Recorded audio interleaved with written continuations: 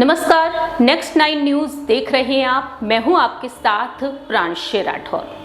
उत्तर प्रदेश की 80 लोकसभा सीटों पर दांव लगाने के लिए बहुजन समाज पार्टी की सुप्रीमो मायावती अहम रणनीतियों पर काम कर रही है।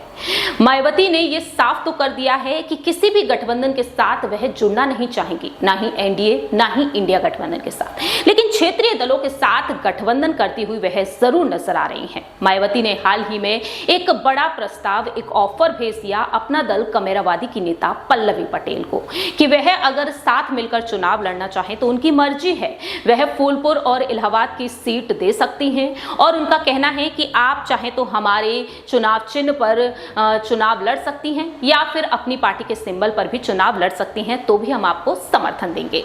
ऐसे में देखा जा रहा है कि अब यहां पर बहुजन समाज पार्टी की सुप्रीमो एक नए गठबंधन की तैयारी में पूरी तरीके से जुटी हुई नजर आ रही है। जिस तरह से उन्होंने पल्लवी पटेल को ऑफर दे दिया है, आपको जानकारी दे दें कि इंडिया गठबंधन ने तमाम कोशिशें की कि कैसे भी करके मायावती को साथ में लाया जाए, लेकिन ऐसे में यहां पर देखा जा रहा है कि किस तरीके से यहां पर मायावती अहम रणनीतियों पर काम करती हुई देखी जा रही है। आपको जानकारी दे दें कि अपना दल कमेरावादी की राष्ट्रीय अध्यक्ष कृष्णा पटेल ने लोकसभा की तीनों ही सीटों पर चुनाव लड़ने के फैसले को फिलहाल स्थगित कर दिया है। पार्टी के एक वरिष्ठ नेता ने साफ तौर पर बताया है कि लोकसभा चुनाव के लिए बसपा से बातचीत चल रही है, अगर सब कुछ ठीक रहा तो बसपा के साथ मिलकर चुनाव लड़ा जाएगा।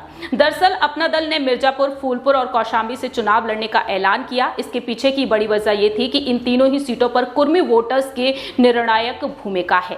इसके पहले कृष्णा पटेल ने इंडिया गठबंधन के तहत अपने स्तर से ही तीनों सीटों पर चुनाव लड़ने की घोषणा की थी, लेकिन उन्होंने घोषित सीटों की सूची वापस ले ली है। पार्टी की तरफ से बयान जारी किया गया है, सीटों की सूची को अग्रिम सूचना तक निरस्त करने की बात कही गई है। और ऐसे में देखा जाए तो अब यहां पर एक नया गठबंधन बनता हुआ नजर आ सकता है। यानी कि अब यहां पर यही देखना होगा कि कृष्णा पटेल ने जो फैसला लिया है, इस फैसले के बाद क्या वह बहुजन समाज पार्टी के फैसले को स्वीकार करेंगी?